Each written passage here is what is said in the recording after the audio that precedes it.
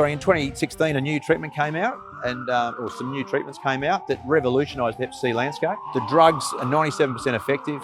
They got almost no side effects, and it's a tablet a day for 12 weeks. We treated all our 200 patients in our practice and had some phenomenal experiences in treating that. You know, giving people the news that they've been cured from a disease they'd had for 20 or 30 years, that they had always known there was no cure for.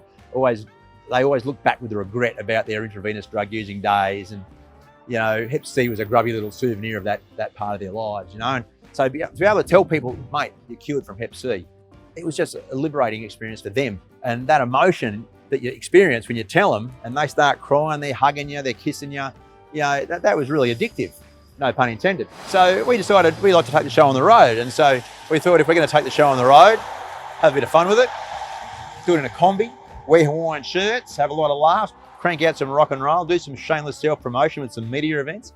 And we've really become, you know, totally enamored by what we've done for the last 3 years now. So hepatitis C is a virus, a bloodborne virus that affects around 1% of Australians. So at the moment, the stats are about 180,000 people in Australia living with hepatitis C. Most of those people have got it through injecting drug use or tattoos that are in sterile, dodgy tats, homemade tats, those kind of things. It's more prevalent in people that have used needles, people that have been in and out of incarceration, people living on the street, people with mental health issues. It's just mind-numbing that Hep C doesn't get eradicated, you know? The treatment is that good, but the key to eradication is getting the pills in the mouths of the people that need them, you know? And I suppose that's where, you know, this mobile approach, taking the cure to the people rather than waiting for the people to come to you, is highly effective, we think.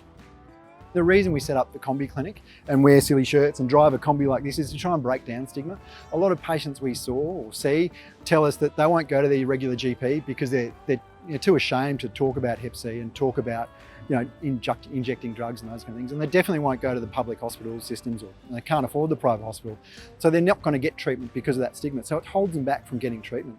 So to break it down by, you know, playing some music when we turn up, wearing a silly shirt, having an environment, coming to where they already are, rather than making them to come to us, breaks down that stigma and allows them to get treated.